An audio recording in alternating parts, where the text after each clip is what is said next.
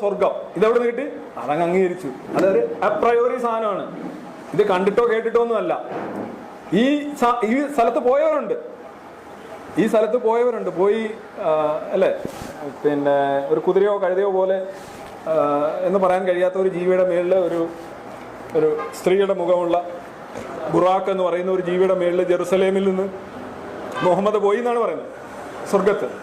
അവിടെ അള്ളാഹുവിനെ കാണുകയും, അങ്ങനെയാണ് ഈ നിസ്കാരം സംബന്ധിച്ചുള്ളത്. 50 നിസ്കാരമാണ്. അള്ളാഹു പറഞ്ഞു, നീ ഒരു കാര്യം ചെയ്യുക, 50 നിസ്കാരം. അള്ളാഹുവിൻ്റെ കറക്റ്റ് വ്യൂ ആയിരുന്നു. 50 നിസ്കാരം ദിവസം ചെയ്യുകയാണെന്നുണ്ടെങ്കിൽ വേറെ പ്രശ്നമൊന്നും ഉണ്ടാവാൻ വഴിയില്ല. കാര്യം ഫുൾ ടൈം ഒക്യുപ്പൈഡ് ആയിരിക്കും. പക്ഷേ ജൂതന്മാർ അവിടെയും അട്ടിമറി നടത്തി. ജൂതന്മാരാണ് ശരിക്കും പ്രശ്നങ്ങൾ ഉണ്ടാകുന്നത് എന്ന് പറയുന്നത് വളരെ ശരിയാണ്. ജൂതന്മാർ എന്ത് ചെയ്തു? മുഹമ്മദ് ഈ 50 നിസ്കാരമായിട്ട് താഴെ വന്നു, ഈ 1-ാം സ്വർഗത്തിലേക്ക് ഇറങ്ങി വന്നു. പിന്നെ ജെറുസലേമിലേക്ക് ലാൻഡിങ്ങേ ഉള്ളൂ. ലാൻഡിങ്ങിനുള്ള ലൈറ്റൊക്കെ ഇട്ട് ആ സന്ദർഭത്തിൽ ഇരിക്കുക. അപ്പോൾ മോസസ് പറഞ്ഞു, എടേ നീ എന്തോ പോയിട്ട് എന്തായി? അത് ഞാൻ അള്ളാഹുവിനെ കണ്ടു. അപ്പോൾ എന്താ പറഞ്ഞു? 50 നേരം നിസ്കരിക്കാൻ പറഞ്ഞു. മോസസ് പറഞ്ഞു, എന്ത് ഇത് 50 നേരം നിസ്കരിക്കാൻ എങ്ങനെ നടക്കും? ഇത് രാവിലെ തൊട്ട് വൈകുന്നേരം വരെ 1 മണിക്കൂർ 2 എണ്ണം അല്ലേ, കുറഞ്ഞത് 2-ലേറെ 1 മണിക്കൂർ. വേറെ ഒന്നും ചെയ്യാൻ സമയം കാണത്തില്ല. പിന്നെ ശുദ്ധി മറ്റേ വിശുദ്ധി. നീ ഒരു കാര്യം ചെയ്യും, പോയി കുറച്ച് വാങ്ങിക്കാൻ പറഞ്ഞു. ഞാൻ മുഹമ്മദ് മേളിൽ പോയി.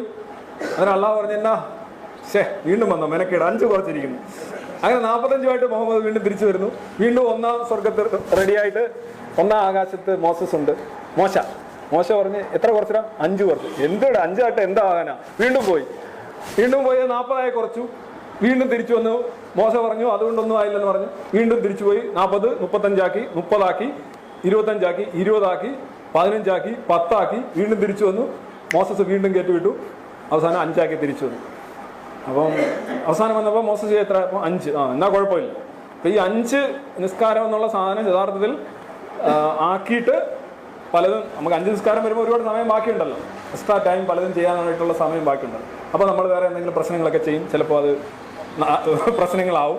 പിന്നെ അത് ജൂത ഗൂഢാലോചനയാണെന്ന് വ്യക്തമല്ലേ? മോസസ് ജൂതനല്ലേ? ജൂതന്മാരുടെ നമ്പർ 1 പ്രവാചകൻ മോസസ് അല്ലേ? പുള്ളിയല്ലേ ഇതിനെല്ലാം കാരണം? അതാണ് അതിൻ്റെ റൂട്ട്. പലരും മനസ്സിലാക്കാതെ കളിയാക്കി പൊടിക്കാറുണ്ട്. കറക്റ്റ് കാര്യമാണ്.